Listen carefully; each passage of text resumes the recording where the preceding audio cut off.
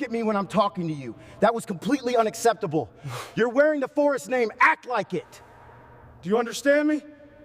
That was absolutely unacceptable, Forrest. You hung your head and gave up on that play. We expect better from you. Jordan Harris had always been told he had a gift. He was fast. He was strong. He was everything a coach could ask for in an athlete. But in Coach Clayton's eyes, Jordan was something else. A project.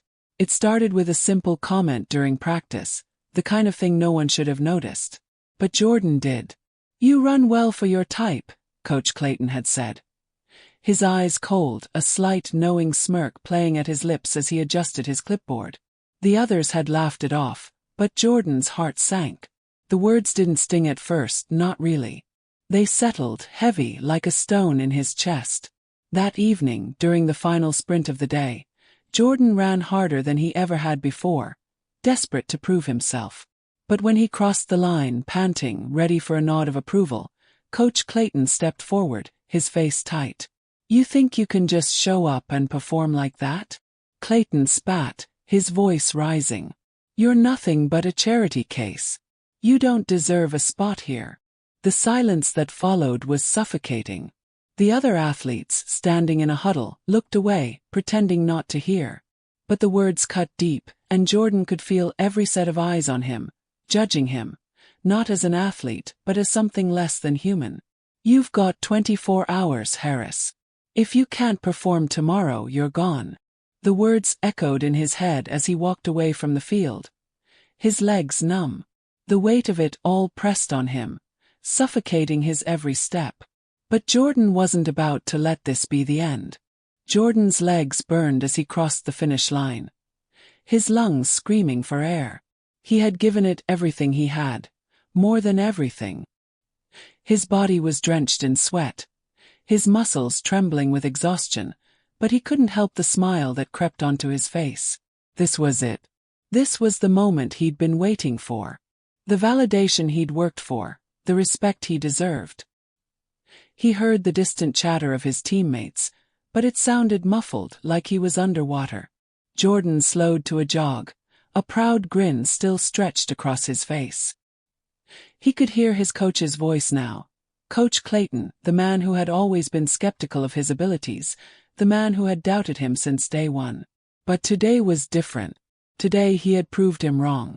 Jordan wiped the sweat from his forehead and glanced at Clayton, expecting a nod, a word of approval.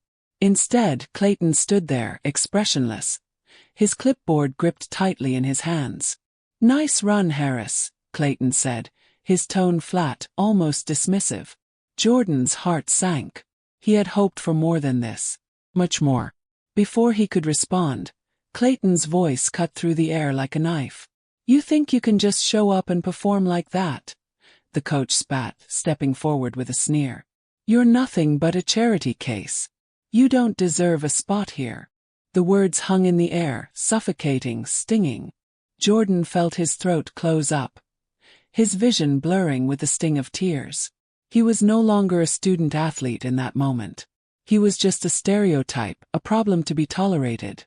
The team stood in silence, eyes down, avoiding the uncomfortable reality unfolding before them. Jordan's pulse quickened as Clayton's next words hit like a hammer. "You've got 24 hours, Harris. If you can't perform tomorrow, you're gone." The silence that followed was deafening. Jordan's mind spun, his chest tightening. It wasn't the loss that hurt. It was the humiliation. The weight of Clayton's words pressed down on him, a constant reminder that no matter how fast he ran, no matter how hard he tried, it would never be enough. With a deep breath, he turned on his heel and walked away, his legs shaking beneath him. The field was a blur, the sound of the others' whispers fading into the background. He could feel the eyes on him, but it didn't matter anymore. This wasn't just about proving Clayton wrong. It was about proving something to himself. The next 24 hours were going to change everything. The apartment was silent except for the soft hum of the refrigerator and the distant noise of traffic outside. Jordan sat on the edge of his bed, staring at his phone. The message from Marcus still lingered on the screen, just a single sentence that felt like a lifeline. Call me when you're ready to talk. Jordan hadn't been able to sleep. The humiliation had kept him awake, replaying over and over in his mind. The sting of Clayton's words. The way the other athletes had turned their heads, pretending they didn't hear. But Jordan knew better than anyone. When people didn't speak up, they were complicit. It was 2 a.m., but Marcus always picked up the phone, always knew what to say when the world felt like it was crashing down. Jordan dialed the number. Yo, Marcus answered on the second ring. What's up? I don't know what to do, man. Jordan's voice cracked as he spoke. His frustration, the weight of it all, seeped through his words. Clayton he humiliated me out there. In front of everyone. I can't let this slide. Marcus was quiet for a moment. Then he sighed deeply. Of course you can't let it slide. But you know it's not going to be easy, right? This isn't just some team meeting where you ask for an apology. I know, Jordan said, frustration building in his chest. But he can't just get away with it. What do I do? What do I say? How do I make him pay for what he did? Marcus was quiet for a moment, thinking. You don't go after him the way he wants. You don't let him make you angry, Jordan. That's what he's hoping for. He wants you to get emotional, to mess up. You play this smart. You show him who you really are.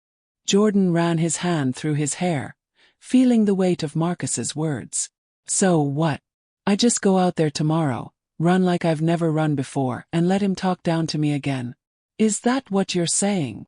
No, Marcus said, his voice firm. What I'm saying is, you beat him at his own game. You let the world see what he's really about. You make him realize just how wrong he is. You don't fight him on his terms, you fight him on yours. Jordan leaned back, staring at the ceiling as Marcus's words sank in. He had been so focused on the immediate sting of the moment that he hadn't thought of the bigger picture. Clayton was a man who thrived on control, who wanted to break Jordan down. But Marcus was right. He didn't need to play Clayton's game. He could turn the tables. Okay, Jordan said, his voice steady now. I'm going to do it. I'm going to make him regret ever thinking he could control me. Marcus chuckled lightly. That's the spirit. Just remember, it's not about getting back at him. It's about making sure this never happens again. You show him and everyone else just how wrong he is. I will, Jordan replied, his voice strong.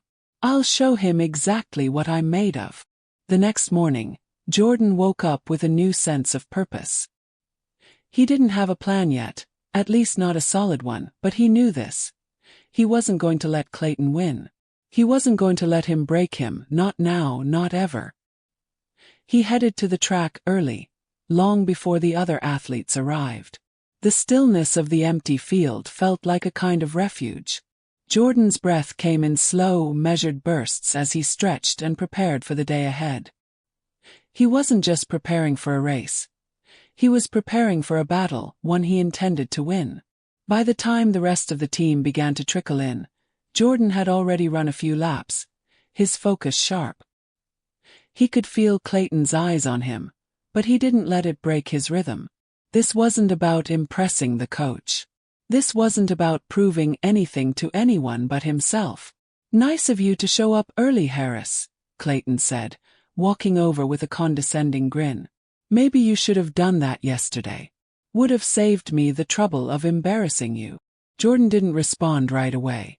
Instead, he kept running, ignoring the coach's words. Clayton's smirk faltered for a moment, but he quickly recovered. You think you can just ignore me, huh? Think you can just get away with being a distraction? Jordan slowed down, finally coming to a stop, his eyes locking with the coach's. Clayton looked at him with that same look of disdain, like Jordan was less than a person to him, just a tool to be used and discarded. I'm not here to distract anyone, Coach, Jordan said, his voice steady but filled with quiet defiance. I'm here to prove I belong. Clayton raised an eyebrow. Prove you belong. How? By showing up early for once. You think that makes a difference? Jordan stood tall, his posture straight, his hands relaxed by his sides. No, Coach. I'm proving something bigger than that. I'm proving that no matter how you treat me, I'm going to run circles around you." The coach's face reddened with anger, his eyes narrowing. "We'll see about that, won't we?" Jordan nodded, his gaze never leaving Clayton's. This was it. This was the first step. As the team gathered for practice, Jordan stayed focused. He wasn't running for anyone else anymore. Not for Clayton, not for the team. He was running for himself. The day dragged on, and Clayton kept up his insults. Every now and then, Jordan could feel the coach's eyes boring into him, but he didn't flinch. Clayton had made his move, but Jordan had one of his own. By the time practice ended, the rest of the team had filed out, leaving Jordan standing alone on the track. He took a deep breath and looked up at the sky.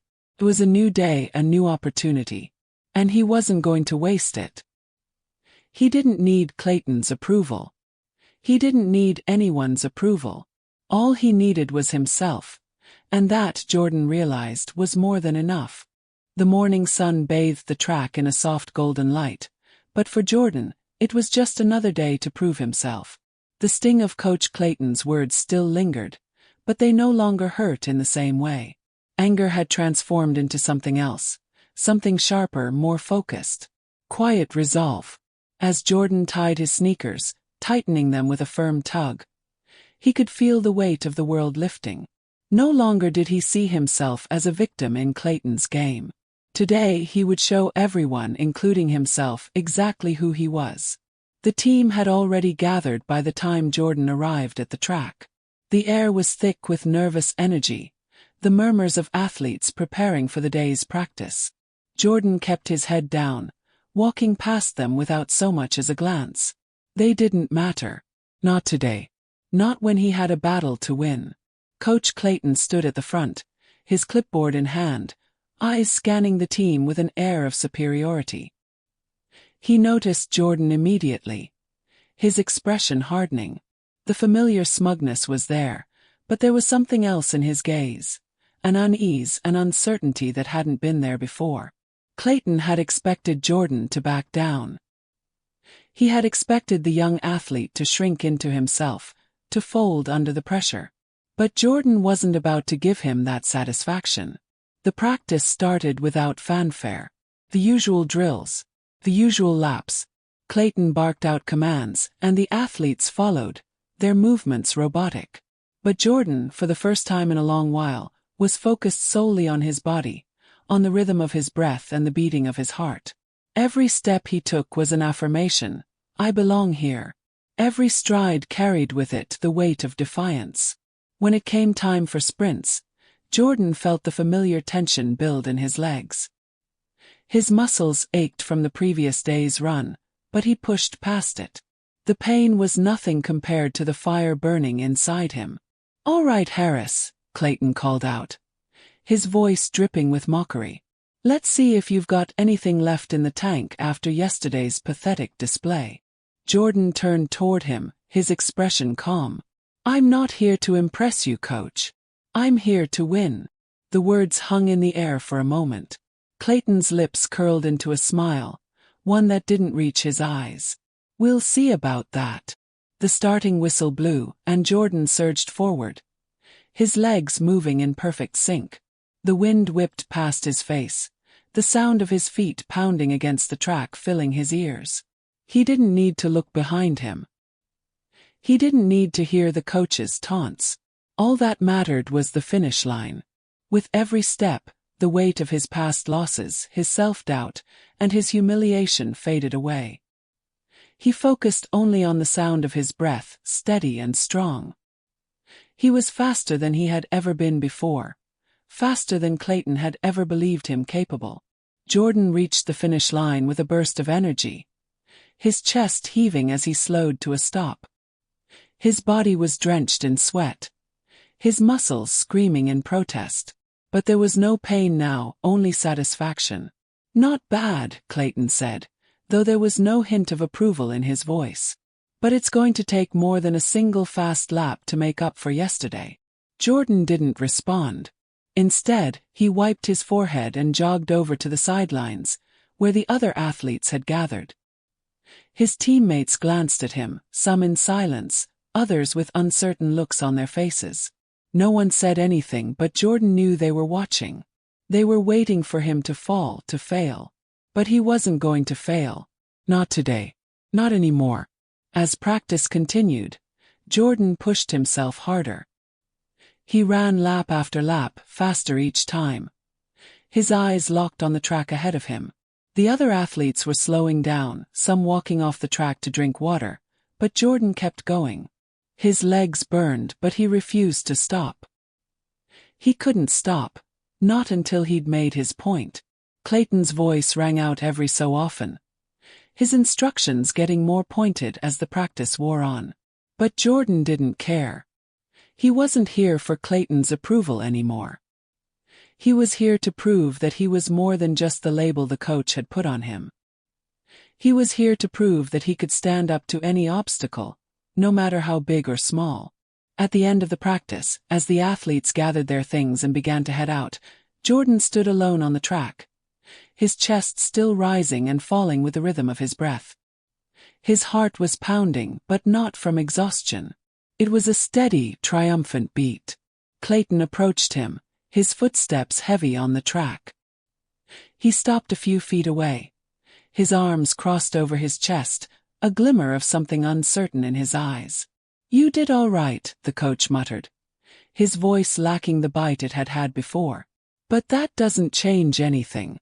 You've still got a lot to prove." Jordan met his gaze, his eyes unwavering. "I don't need to prove anything to you, coach." The words were simple, but they carried weight. Clayton's eyes narrowed, but there was something else in them now, something that hadn't been there before: doubt.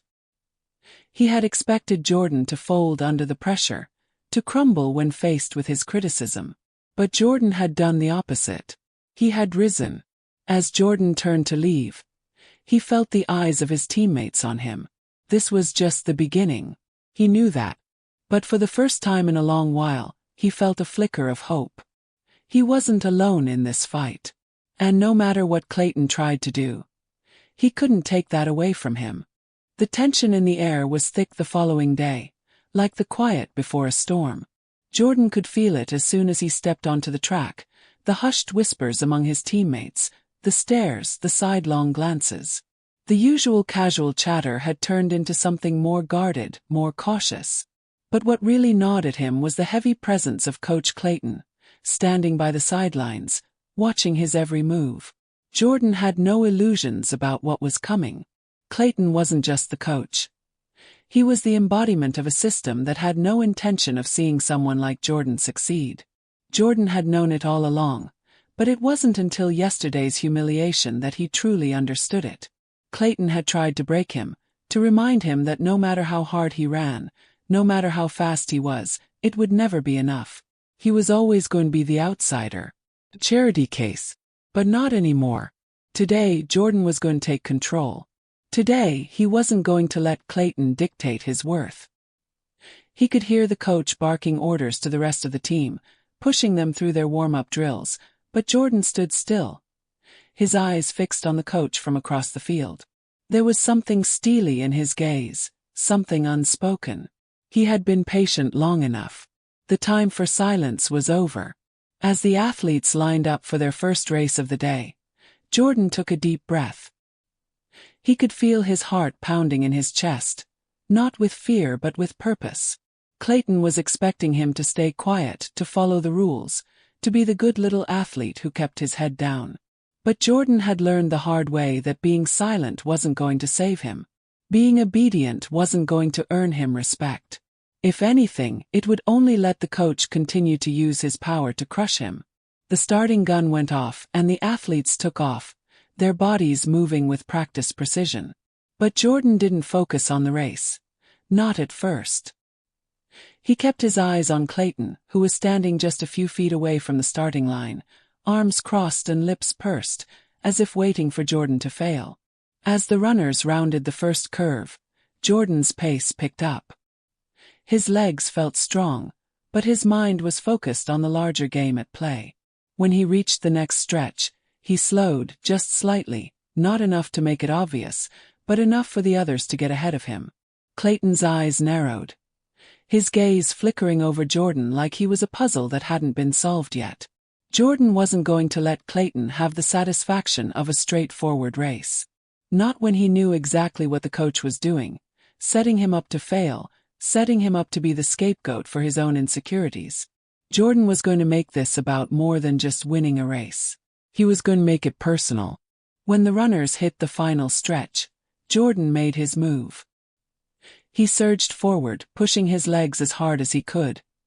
His lungs burning, the muscles in his calves screaming in protest.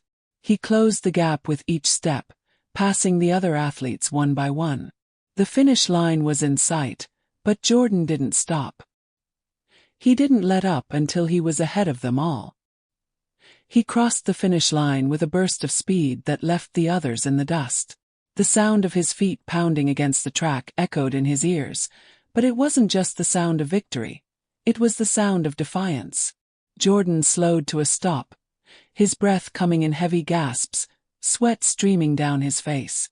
He didn't look at the other athletes, not yet. His eyes were locked on Clayton, who stood there, staring at him with disbelief. It wasn't a look of admiration. It wasn't a look of respect. It was a look of annoyance, like Jordan had interrupted something. Clayton's lips curled into a tight smile, though it didn't reach his eyes. "Nice try, Harris. You think this changes anything? You think this race proves something to me?" Jordan stepped closer to the coach, his body still shaking from the effort. He didn't need to shout. He didn't need to raise his voice. The words came out quietly, but with the weight of everything that had built up inside him over the past few days. "It's not about proving anything to you, Coach," Jordan said, his voice steady. "It's about proving something to myself. About showing you that I'm not what you think I am. You don't get to define me anymore." Clayton's eyes flickered with irritation, but there was something else there too. A crack in his confident facade, a momentary hesitation that didn't escape Jordan's notice. For the first time, Clayton seemed unsure. "You think that's enough?" Clayton spat. "You think one race, one moment changes everything? You think I'm just going to let you walk all over me?" Jordan's eyes didn't leave the coach's. "I'm not walking over you, Coach. I'm standing up. And that's something you'll have to deal with." The silence that followed was thick, like the air had been sucked out of the space between them. Clayton's jaw tightened, and for a moment, Jordan thought the coach might say something, might escalate the confrontation. But he didn't. Instead, Clayton's lips pressed into a thin line, and he turned on his heel, striding away without a word. The other athletes stood frozen, watching the exchange, but no one said anything. No one spoke up, not yet. They were waiting for the fallout, the aftermath. Jordan stood still, watching Clayton retreat, but inside, a fire burned brighter than ever. He had expected resistance. He had expected the coach to fight back. But what Jordan hadn't expected was the sense of control he felt, even now. For the first time in a long while, the power wasn't in Clayton's hands. It was in his. As the team dispersed, Jordan's teammates began to approach him, their voices low and uncertain. Some offered tentative congratulations. Some merely nodded, unsure how to respond. But Jordan didn't care.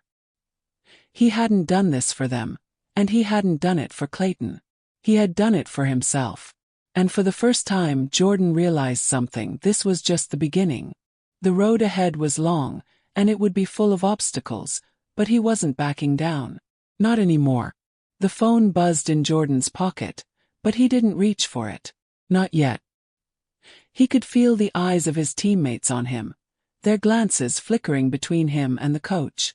Clayton had stormed off, but the tension in the air was palpable. No one knew what to say, and no one dared speak up.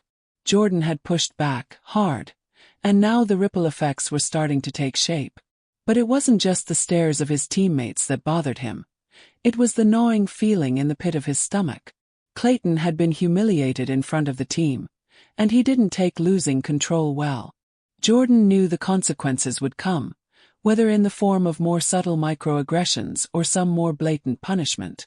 But what he didn't know yet was that the biggest storm was still waiting on the horizon. As Jordan packed his gear and began to head out, the phone buzzed again, this time a string of notifications lighting up the screen. He stopped in his tracks, staring at the sudden flood of messages. His heart skipped a beat as he realized they weren't just texts from friends or teammates. They were links to news articles, social media posts, and video clips. Footage of yesterday's confrontation. His stomach dropped. Jordan clicked on one of the links, only to be greeted by a shaky video of the interaction between him and Coach Clayton. It had been filmed by someone in the stands, likely one of the athletes who had been too afraid to step in but too eager to record the drama. The video showed Jordan's bold declaration, his challenge to the coach. It was brief, only a few seconds, but it was enough to catch the attention of anyone watching. The caption on the post read, "Athlete confronts racist coach on the track. Should have been fired long ago." Jordan's hands tightened around his phone as he read the comments, some supportive, others dismissive. People were divided. Some called him brave, a symbol of standing up against injustice. Others labeled him a troublemaker, someone who didn't know his place. Before he could even process what was happening, the screen was filled with a notification. Local News Channel 8. Breaking news. Coach Clayton under fire. He clicked on the headline, his pulse quickening. The news anchor's face filled the screen. And in local sports news, a viral video has surfaced of a heated confrontation between Coach Clayton of the Westwood High track team and one of his athletes, Jordan Harris. The video shows Harris challenging the coach after what appears to be a pattern of demeaning behavior toward him. The incident has sparked outrage online, with many calling for the coach's immediate removal from the team. The anchor continued, but Jordan's mind raced.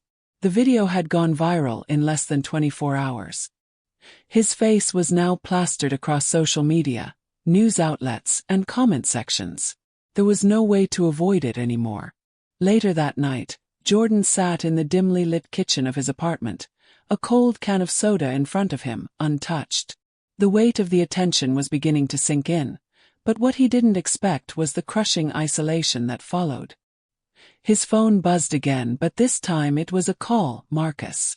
Jordan answered quickly, desperate for some kind of grounding. "Yo man, you seeing this?" Marcus's voice crackled through the phone. Jordan sighed. "Yeah, I'm seeing it. I don't know what the hell happened, but it's everywhere. My face is all over the news. You're trending, bro. It's not just the local stations anymore.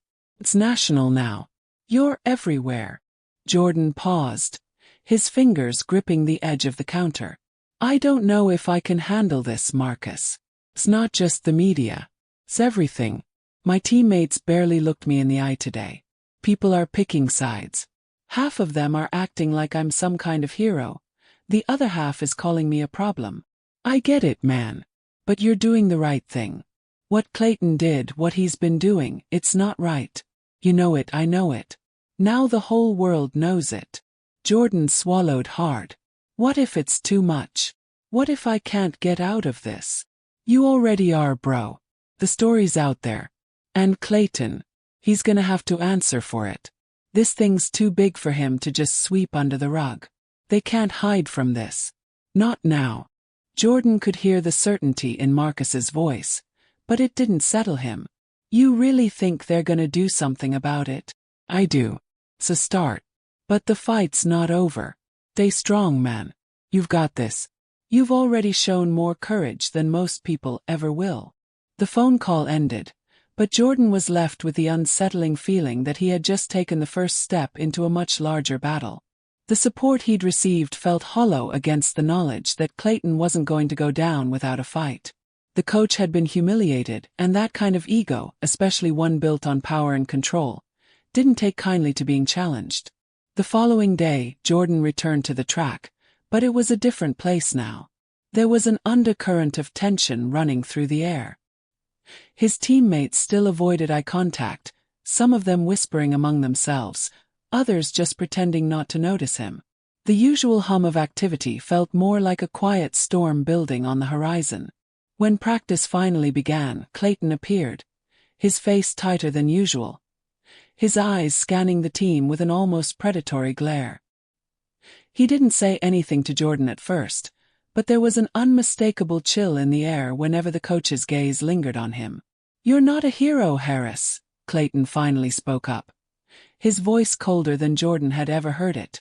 "You're just another distraction. A troublemaker who doesn't know his place." Jordan's jaw clenched, but he didn't flinch. He had expected this. The coach's words were meant to provoke, to remind Jordan of his place. But Jordan wasn't backing down. "I'm not a troublemaker, coach. I'm someone who won't let you get away with this anymore."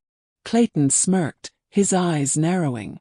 "We'll see how long that lasts, won't we?" But Jordan wasn't worried about how long it would last. He had already started something that couldn't be undone. The media was just the beginning. Clayton's downfall was coming, and no amount of threats or intimidation was going to stop it. The spotlight on Jordan was bright, and he could feel it bearing down on him with every step he took. The weight of the media, the stares, and the unspoken expectations had become almost unbearable. At times it felt like the whole world was watching, waiting for him to falter. But it wasn't the public that haunted him the most. It was the silence that had settled in among his teammates, the hushed conversations that followed him wherever he went. In the locker room after practice, he could hear the murmurs. Conversations that paused when he walked in. Glances exchanged between athletes, some of them filled with pity, others with fear, like they were scared to be associated with him. It wasn't just Clayton who made him feel like an outsider anymore. The divide was spreading, and Jordan was right in the middle of it. He leaned against his locker, staring at the floor, trying to block out the noise in his head. His phone buzzed again, and he glanced at it, half expecting another barrage of social media notifications. Instead, it was a text from his sister, Alicia. "Hey, I saw the video. You good?" Jordan frowned, his stomach tightening. He couldn't talk to his family about this, not yet. His mother had already called, and he'd told her he was fine. He couldn't explain to her the pressure, the isolation he felt now. The words she'd said had been well-meaning, but they didn't change anything. "I'm fine," he texted back, trying to keep it simple, trying to convince himself of it too. He slid the phone back into his pocket and stood up straight, taking a deep breath. He couldn't let himself be consumed by the loneliness. He had to focus, keep his head clear. But when he left the locker room, he saw Marcus standing by the exit, waiting for him. "Yo," Marcus greeted him, his voice lower than usual, like he was trying not to draw attention. "You all right?" Jordan shrugged, trying to hide the exhaustion in his expression. "I'm fine. Just tired, you know." Marcus eyed him closely, his brow furrowing. "Tired? Or you just trying to keep everyone from seeing what's going on inside?" Jordan didn't answer right away. He wanted to, but the truth felt too heavy. It wasn't just the stress of practice or the media circus. It was the feeling of being alone in all of it. The feeling of carrying a weight no one else could see. "They're all looking at me like I'm some kind of threat, Marcus," Jordan said, his voice cracking slightly. "Like I'm the one who's causing all the problems. They don't get it. They don't understand how hard it is to be the one who has to speak up, who has to make noise just to be seen. I'm just trying to do what's right." Marcus stood quietly for a moment, as if considering Jordan's words. Then he placed a hand on his shoulder, a rare show of support. "I get it, man. You're not just fighting Clayton. You're fighting the whole damn system. But you're not alone. You've got people behind you." Jordan looked up at his friend, the weight of his words sinking in. "I don't know if I can keep doing this, Marcus. Every day feels like I'm just one step away from falling apart. The media keeps spinning it, twisting it. Some people are calling me brave, others are calling me a troublemaker. I don't even know who I am in all of this anymore." "Don't let the noise drown out who you are," Marcus said firmly. "You're Jordan Harris, the fastest guy on the track, and you're someone who won't let anyone run over you. You've got this." Jordan nodded, though it didn't feel like enough. He was tired of the battle, tired of feeling like he was fighting everyone. The media, his coach, his teammates. None of it had been easy. And the worst part was that he couldn't walk away from it.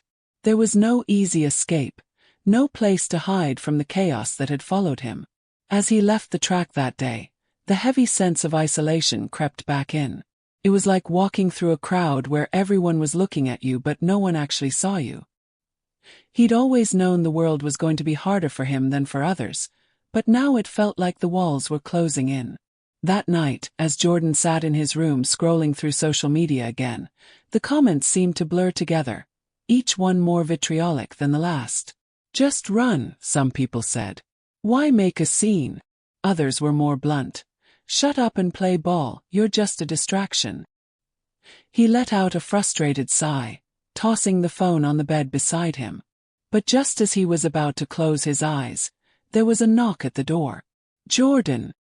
His mother's voice echoed from the hallway. He hesitated, rubbing his eyes before answering. "Yeah, Mom. Come in." The door opened slowly, and his mother stepped inside, a concerned expression on her face. She was holding a cup of tea in her hands, but it seemed like it was more for comfort than anything else. "I'm sorry for calling earlier," she said, her voice softer than usual. I didn't know what to say, but I can see that you're having a tough time." Jordan shifted uncomfortably in his chair, looking at the floor.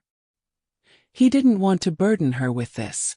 She didn't understand the kind of weight he was carrying. "I'm fine, Mom. Really." He gave a tight smile, one that he knew didn't reach his eyes. "You don't have to keep saying that," his mother said, sitting down beside him. "I see it in your eyes. You're not fine, Jordan. I can feel it." For the first time in a long while, Jordan let his guard down, letting his frustration and hurt spill over. "I don't know how much longer I can take this, Mom. The media, the people at school, even my own teammates. Everyone is looking at me like I'm the problem. I'm not, but it feels like no one gets it. No one understands how hard it is to fight like this." She placed a gentle hand on his arm, her touch warm and steady. "You're stronger than you think, Jordan. But don't forget that you don't have to do it alone. You've got people who love you, who see you. You're not just a headline, a story. You're my son, and I'm proud of you for standing up." Jordan swallowed the lump in his throat, his emotions threatening to spill over. He nodded, trying to hold it together. "I know, Mom. I'm just tired." "I know," she whispered. "But we'll get through this. You will get through this." For the first time in days, Jordan felt a tiny bit of peace. His mother's words, her presence, gave him a small measure of comfort. He wasn't alone in this, even if it often felt that way. The following week dragged on, each day feeling heavier than the last. Jordan was no longer the athlete with a bright future and a promising career. He was a symbol, but he wasn't sure if that symbol was a victory or a target. The media was relentless, the comments and news articles piling up, each one dissecting his every move. The calls kept coming too. Journalists, media outlets, even civil rights organizations asking for interviews, for statements, for his side of the story. But Jordan wasn't interested in any of that. What he wanted, what he needed, was action. And that was something that had been notably absent in the wake of the confrontation with Clayton. But things were starting to shift. That morning, as Jordan walked into the track for practice, there was a new energy in the air. The usual quiet was replaced by murmurs, low conversations and furtive glances. Jordan didn't have to guess what was going on. The word had gotten out. Official channels were starting to take notice. The athletic department had launched an investigation into Coach Clayton's conduct. Jordan's heart hammered in his chest when he received the news. It wasn't a victory. Not yet. It was just the beginning. But it was something. At least it was something that could force Clayton to reckon with his actions. As he walked into the locker room, Jordan saw the familiar faces of his teammates, but the tension in the room was unmistakable. Everyone was aware of the investigation, but no one was talking about it. It was like they were all waiting for permission to take sides. But Jordan knew better than to hope for that kind of unity. The divide was too deep now.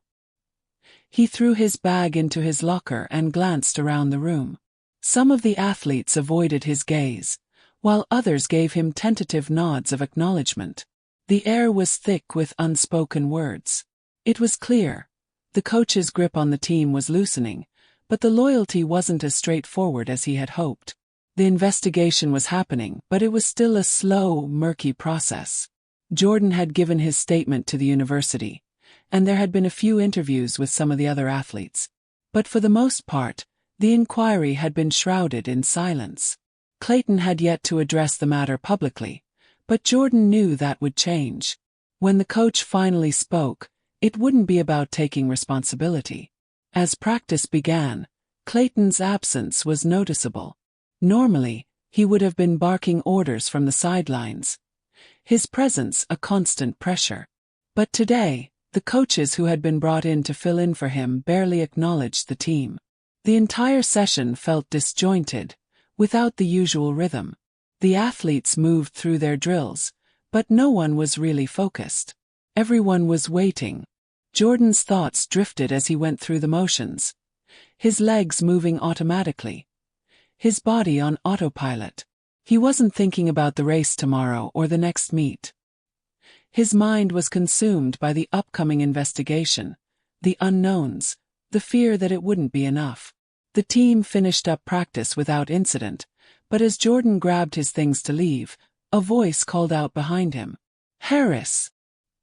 He turned to see one of the assistant coaches, Coach Williams, walking toward him. She was tall and athletic, with a no-nonsense demeanor. Jordan had always respected her. She was one of the few who treated him like an equal, never with the condescension or skepticism that Clayton had shown. "Got a second?" she asked. Jordan hesitated but nodded, following her to the side. "What's going on with the investigation?" she asked, her tone low and measured. Jordan shifted uncomfortably. "I don't know much. The department's keeping everything under wraps for now. But it's happening. They're looking into it." Coach Williams studied him carefully, her eyes sharp. "I know you're not one to stir the pot, Jordan, but you've got a lot of people watching you right now. A lot of people waiting to see what happens next. And some of them, well, they've got their own agendas." Jordan nodded, though he didn't fully understand what she was implying. "What do you mean?" Williams paused, her gaze flickering toward the rest of the team, as if ensuring no one could overhear. "There's a lot of pressure on the school to keep Clayton in place. He's been with the program for a long time, and there are people who'll do anything to protect him. The investigation could stall. Don't be surprised if they try to discredit you." Jordan felt his pulse quicken. He hadn't thought about that. The university had a vested interest in protecting its reputation. And Clayton was part of that reputation, part of the system they had built. He wasn't just a coach, he was an institution. "They can't just sweep it under the rug," Jordan said, his voice tight. "I've already spoken up. People know what happened." Williams gave him a faint, sympathetic smile. "You're right. But they'll try. People will try to find a way to make it your fault. To say that you're the one causing the drama, causing the division. They'll pick apart every word you've said. You need to be ready for that." Jordan didn't reply immediately, the weight of her words sinking in. He had thought that standing up for himself would be enough. But now he understood. The fight wasn't just with Clayton. It was with the entire system that had enabled him. And that system wasn't going to go down without a fight. The sound of footsteps approaching interrupted the conversation. Williams gave Jordan a final, knowing look before walking away. Jordan stood still for a moment, absorbing what she had said. He wasn't naive, he knew the stakes. He knew this wasn't just about a single incident or a single coach. It was about the larger systems of power, of silence, of complicity. Clayton was just one part of that system. The next few days were a blur of interviews, paperwork, and awkward exchanges. Jordan spent more time than ever in the office of the athletic department, answering questions, providing evidence, and recounting the events that had led to the confrontation with Clayton. He was polite, professional, but each time he spoke, the reality of what he was up against hit him harder. Clayton's defense was predictable. He denied any wrongdoing, insisting that his comments had been misunderstood, and that he had only been trying to push Jordan to be better. But the evidence, the video, the growing pressure from the public, and the stories from former athletes who had suffered under Clayton's reign, all of it pointed to the same conclusion. Clayton was not the man he had claimed to be. Yet, despite all of this, there was still a nagging uncertainty in Jordan's chest. What if the investigation didn't go in his favor? What if Clayton somehow weaseled his way out of it, using his connections and the loyalty of others to protect himself? Jordan had no answers. But he knew one thing. He wasn't backing down. The days leading up to the conclusion of the investigation were suffocating. The air seemed thick with anticipation, as if every inch of space around Jordan was charged with unspoken tension. He could feel the eyes on him everywhere he went. Students, faculty, coaches, teammates, each one waiting for the inevitable conclusion. The pressure wasn't just from the media anymore. It was coming from all sides. The institution, his teammates, the coaches, even the whispers in the hallways. All of it was building toward one moment. And Jordan couldn't escape it. The investigation had been dragging on longer than he had hoped. There had been no clear answer, no resolution. Clayton had remained defiant, refusing to take responsibility for his actions, while Jordan had been left in the dark, struggling to hold on to his resolve. But today, everything was going to come to a head. The final meeting between Jordan, Coach Clayton, and the university's athletic board had been scheduled. It was going to be the last step in the investigation, and Jordan knew it would decide everything. Would Clayton be held accountable? Or would his years of service to the school and his connections protect him once again? Jordan sat in the waiting room, his hands clenched in his lap, his mind racing. He had been asked to come in early, to be prepared for whatever was coming next. His lawyer had advised him to remain calm, to keep his composure, but Jordan could feel the storm raging inside of him. He wasn't sure if he was more afraid of losing or of finally having to face Clayton directly again. "Jordan," a voice called out, breaking his thoughts. He stood up quickly and followed the university administrator into the conference room, where the board of athletic officials sat, their expressions stern and unreadable. Clayton was already there, sitting at the head of the table, his posture rigid, his eyes cold. It didn't take much to see that the coach was doing his best to exude confidence, but there was a tightness in his features, a hint of nervousness beneath the surface. "Mr. Harris, thank you for joining us," one of the board members said, his voice neutral. "Please take a seat." Jordan sat down across from Clayton, his gaze unwavering. The room felt suffocating. He could almost feel the weight of the situation pressing in on him from all sides. But he wasn't going to look away. Not this time. He wasn't going to let Clayton intimidate him again. "I trust you're all aware of the details of the situation," the board member continued, glancing at the paperwork in front of him. "The university has taken this matter very seriously, and we have conducted a thorough investigation. We've heard from Mr. Harris, from Coach Clayton, and from a number of other individuals involved in the program." Clayton's eyes flickered over to Jordan, but the coach remained silent, his jaw clenched tight. Jordan knew what this meeting was. It wasn't just about facts anymore. It was about power, who would control the narrative, who would be believed. And Clayton wasn't going to let go of his grip easily. "We've also reviewed the video that surfaced, as well as statements from former athletes," the board member continued. "Coach Clayton, would you like to begin?" Clayton straightened up in his chair, the familiar arrogance creeping back into his voice. "Of course. I'm glad this has all come to light, but let me make one thing clear. I've been a coach at this school for over 2 decades. I've given everything to this program, and I have never once been anything but committed to these athletes. The allegations against me are completely unfounded." Jordan sat still, his eyes fixed on Clayton, but inside, his emotions were boiling. He had heard these lies before, the same script, the same deflections. Clayton wasn't going to take responsibility. Not now, not ever. Jordan knew he had to be prepared for this moment, but still it stung. I've been hard on my athletes because I expect the best from them, Clayton continued, his voice dripping with self-righteousness. But that doesn't mean I've ever treated anyone unfairly. What happened with Mr. Harris was a misunderstanding. I've already apologized for that. We all know that things get heated in the heat of competition. Jordan's jaw tightened. You didn't apologize, Coach, he said, his voice cutting through the air. You belittled me. You humiliated me. And you did it because I wasn't the type of athlete you thought I should be. You've been doing it to me and others for years. This isn't a misunderstanding. It's systemic abuse. And it needs to stop. Clayton's eyes narrowed, the mask of control slipping slightly. I've been pushing you, Harris. I've been making you better. You're welcome, by the way. You weren't pushing me, Jordan said, his voice firm now, every word a weight. You were breaking me. And not just me.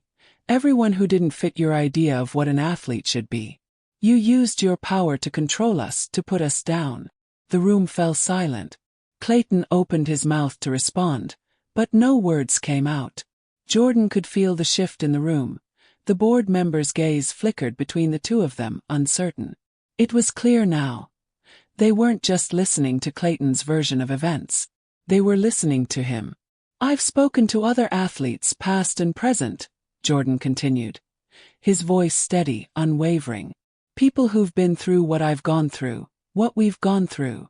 And they're speaking out now, too. It's not just about me anymore, Coach. It's about all of us. And it's about making sure it never happens again. The board members shifted in their seats, their attention now fully on Jordan.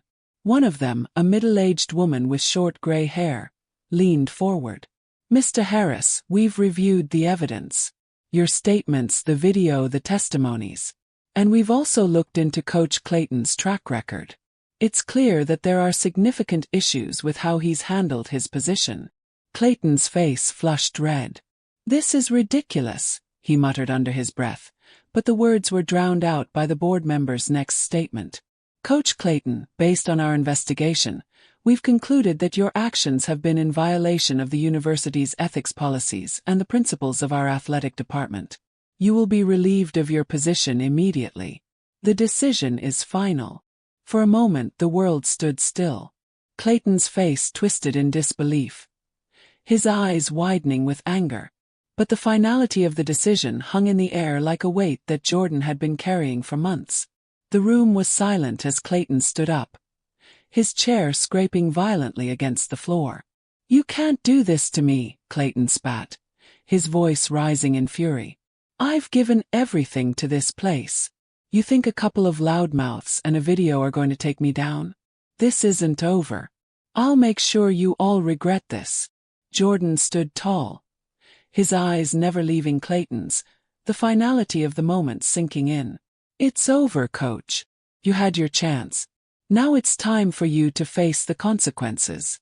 Clayton's eyes flashed with hatred before he stormed out of the room, slamming the door behind him with a force that shook the walls. For the first time in months, Jordan let out a breath he hadn't realized he was holding. He had won, but it didn't feel like a victory, not yet. The battle wasn't over, not by a long shot. But this was the first step. And it was a step he had taken on his own terms. The weeks that followed the decision to fire Coach Clayton were a whirlwind of emotions, news coverage, and finally some peace. Jordan was no longer the troubled athlete under the thumb of a tyrannical coach. He was a symbol of resistance, of standing up when the world tried to silence you. But that symbol didn't come without its cost.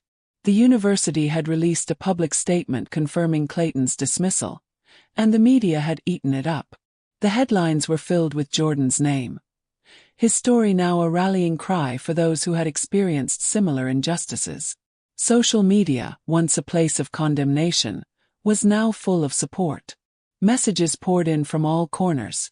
Other athletes, students, and people who had never met Jordan but had heard about his courage. But beneath all the messages of praise, there was still an ache inside him, a sense of isolation that hadn't quite gone away. The media had moved on to the next story, the next controversy, but Jordan was left to deal with the aftermath, the loneliness that came with standing up, the distance between him and his teammates that still lingered. It wasn't just Clayton he had to face anymore. It was the reality that his actions had alienated him from those he had once considered his peers. The phone calls from journalists had tapered off, but some had kept coming, hoping for a follow-up, for more drama. Jordan had learned quickly how to navigate the noise. He didn't give them anything more than the facts, and even that was harder than he expected. Each time he spoke about Clayton or the events that had unfolded, it was like picking at a wound that had barely started to heal. That night, he sat in his room, flipping through a stack of papers on his desk. He hadn't had the energy to finish his assignments or even to focus on the upcoming races. Everything felt like it had come to a halt after the showdown with Clayton. His grades were slipping, his energy was drained, and the weight of the loss hung over him like a shadow. A knock at the door broke his train of thought. He looked up, momentarily startled, and then called out, "Yeah." The door creaked open, and his mother stepped in, holding a warm tray of food in her hands. Jordan smiled faintly, appreciating the gesture. "You've barely eaten all week," she said gently, setting the tray down on the desk. "I thought you might need a little something." "I'm fine, Mom," Jordan muttered, pushing the stack of papers aside. "I'm just trying to get through everything. There's too much to deal with." She sat down next to him, her hands folding in her lap. "I know. I've been watching you these past few weeks. It's like you're carrying the world on your shoulders, and it doesn't look like it's getting any lighter." Jordan didn't respond. He couldn't. His emotions were too tangled up, too messy to explain. It had been one thing to fight Clayton, to stand up to the institution. But now that the fight was over, the victory had come at a price he hadn't expected. He had lost more than just Clayton. He had lost the camaraderie of his teammates, the sense of belonging, the ease of just being an athlete on the track. His mother's voice softened. "I know you think you did the right thing, and I'm proud of you for doing it. But don't forget that it's okay to feel everything you're feeling right now. It's okay to miss what you've lost." Jordan looked down at the food in front of him, his stomach churning. He had hoped that once Clayton was gone, once the public had spoken, things would settle. But nothing had settled. Instead, he felt more disconnected than ever. "I don't know how to move on from this," he confessed quietly. "The people around me. It's like they're all still watching me, waiting for me to mess up. I'm not just an athlete anymore, Mom. I'm the guy who took down Clayton. And I don't know if that's a good thing or a bad thing." His mother put a hand on his shoulder, giving him a gentle squeeze. "You're still the same person you were before. You're still Jordan. You didn't lose who you are by standing up for what's right. But sometimes, doing the right thing costs you. It costs you more than you're ready for. But in the end, you'll find your way." Jordan felt a lump in his throat, and he blinked back the sting of tears that threatened to rise. "I want to go back to who I was before all this. I want to just be an athlete again." "You will be," she said softly, her words steady and comforting. "But you'll be a different athlete. You'll be stronger. And one day people will see that." Jordan nodded, trying to find some semblance of peace in her words. He didn't know how long it would take for things to feel right again. But he knew she was right. He would find his way. He just had to keep moving forward. A few days later, Jordan stood at the starting line of the 400-meter race, the final event of the meet. His body was still recovering from the emotional toll of the past few weeks, but today he was here. He was standing in front of the crowd, the adrenaline from the competition already starting to course through his veins. The track, the race, this was familiar. This was where he belonged. The starter's pistol fired, and the runners surged forward, their feet pounding against the track. Jordan's legs moved automatically, his body in sync with the rhythm of the race. He focused on the lane in front of him, blocking out everything else. His teammates, the press, the lingering echoes of the past weeks. There was only the track and the finish line. As he rounded the final curve, Jordan's breath quickened, his legs screaming with exhaustion, but he pushed through. He could see the finish line ahead, the seconds ticking away like the final beats of his heart. With a burst of strength, he pushed himself forward, crossing the line with a flash of speed that left the crowd roaring in applause. Jordan collapsed to his knees on the track, gasping for air, his chest heaving. He had done it.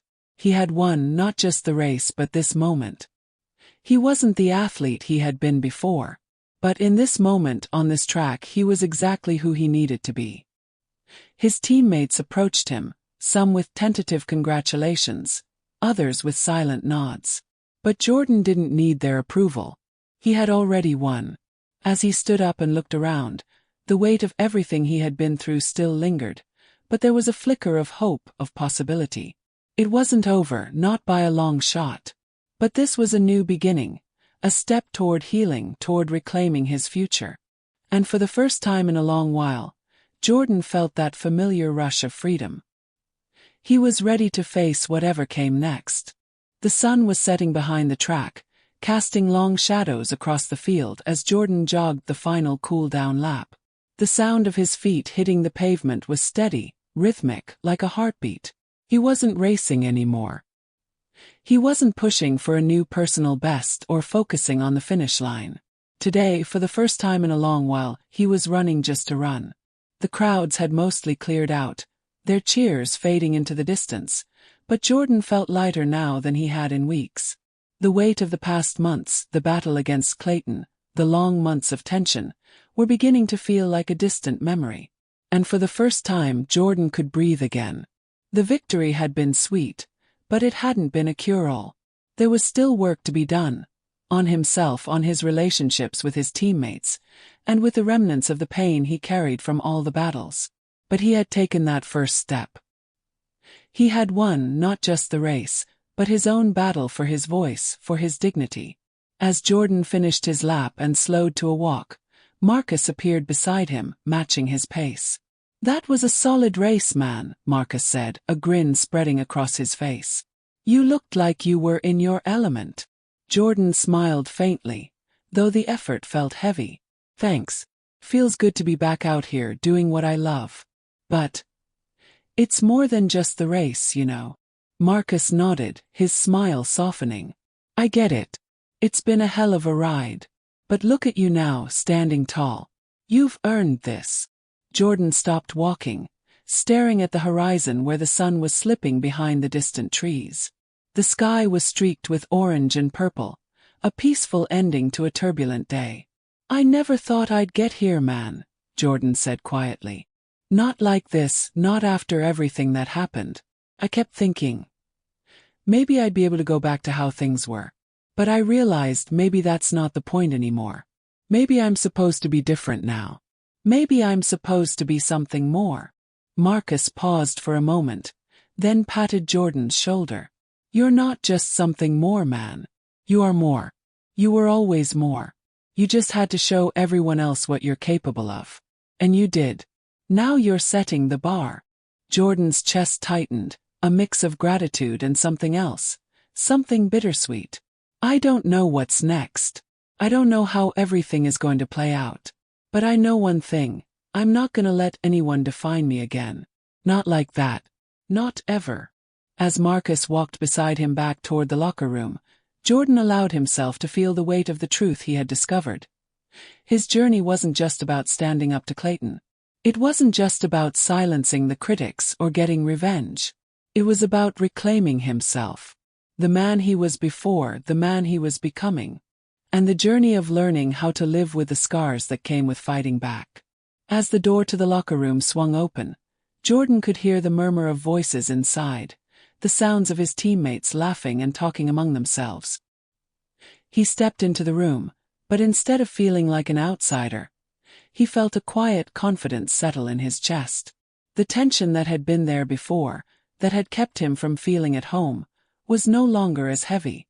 There was still work to be done, bridges to rebuild, but for the first time Jordan knew that he could handle it. He had the strength, the resilience, to face whatever came next. His teammates noticed him as he walked in, some of them pausing their conversations to look up. The awkwardness was still there, a lingering discomfort that hadn't completely vanished, But there was something different now. An acknowledgement. "Nice run out there, Harris," one of them said, a teammate he hadn't spoken to much before. The words were simple, but they held weight. Jordan smiled, a genuine, calm smile. "Thanks." He didn't expect everything to change overnight. He didn't expect everyone to suddenly accept him, to suddenly become his closest friends. But he had taken the first step. He had shown them who he was. And whether they accepted him or not, it was no longer going to define his worth. He wasn't waiting for validation anymore. He had already validated himself. As Jordan walked to his locker, a small voice inside of him, one that had been buried under doubt, fear, and insecurity for so long, spoke up. It was quiet, but it was there. "You did it. You stood up. And you're still here." His reflection in the mirror caught his eye.